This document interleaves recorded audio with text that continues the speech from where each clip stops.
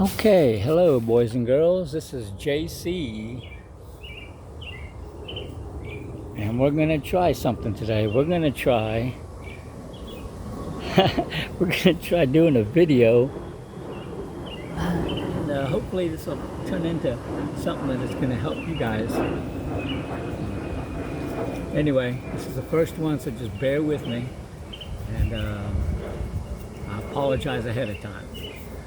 First of all, what we got here is we got a lovely flowering plant here, but you know, it comes in a small cruddy little vase or container that you get from the store.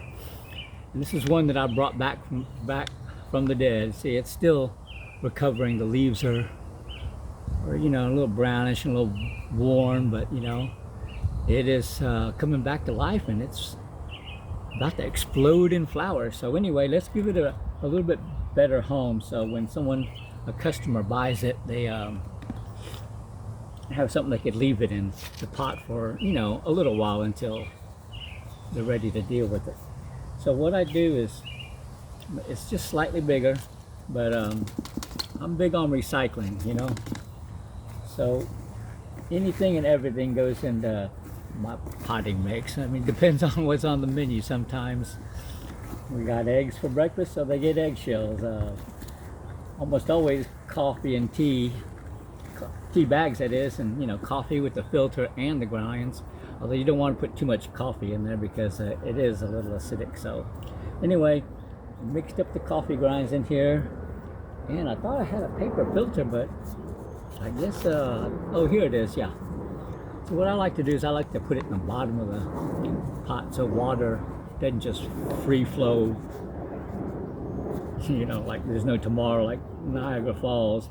I like to put a little resistance in there, so you know, you don't have to water as much, and you don't waste the nutrients coming that you wash out from watering your plants. So you know, just put a little bit in there, not too much, because like I said, it's not that big of a pot. And you know, I get a lot of dead flowers, or not dead flowers, but you know, flowers that have been cut flowers, I think they call it. And just gently squeeze it. I watered it well the night before, so it facilitates rather the removal. See how clean and easy that was? So anyway, I pop it in here. Don't need that. And just kind of tap it, set it in there. Then you get your soil mixture.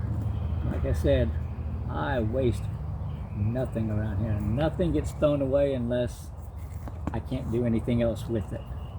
But, you know, I'm big on recycling. I mean, love thy mother, right? And of course our Father, our Lord in heaven.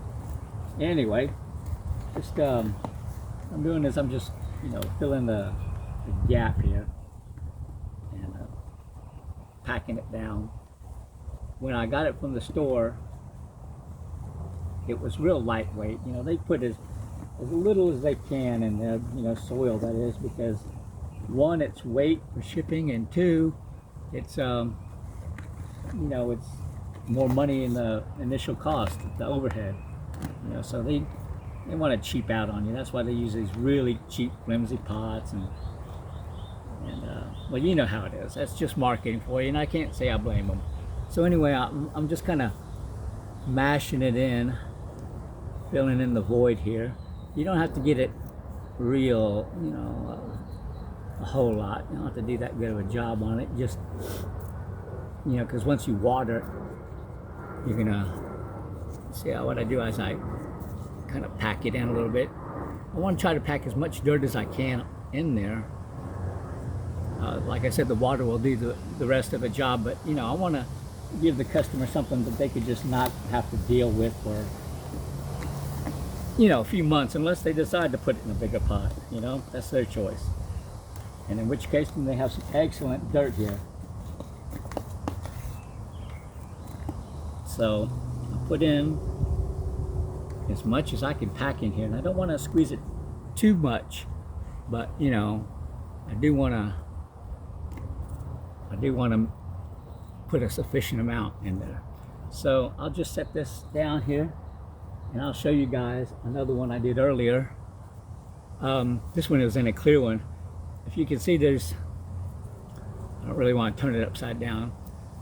There's a coffee filter here. There's some cuttings and trimmings that I trimmed my plants with this morning. Like I said, nothing gets thrown away.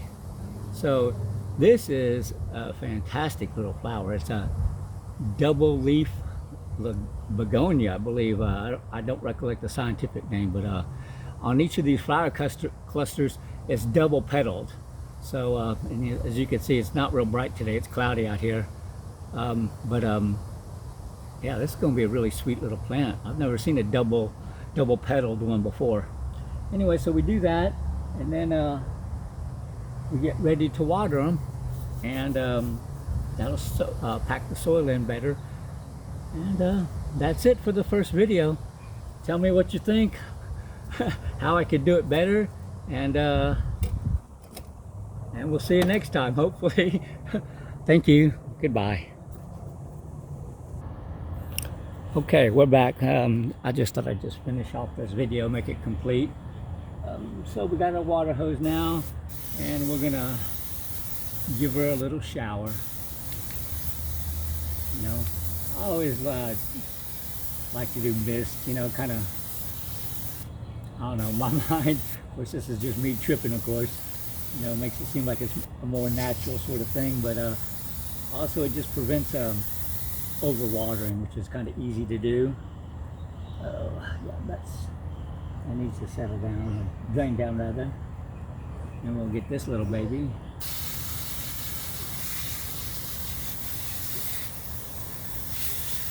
Yeah, who doesn't like a good drenching, huh? Especially on a hot day like today. Hot and humid is what it's like today, so anyway. Yeah, initially you don't want to do too much, because what happens is you don't want to give it too much water, because what happens is the dirt, the hard-earned dirt, is kind of flows over, and you don't want to, you know, waste it. You want to make sure that it stays where it needs to be. Now this one is full because it's kind of jelly-like. This one is still kind of spongy, so I know it needs a little bit more water. So we'll finish that and call good. Yep, I can see that it's getting kind of spongy. Okay, that's it. Well, I hope you all enjoyed it. I hope it helps you out, and please remember to recycle. Love thy mother. Goodbye.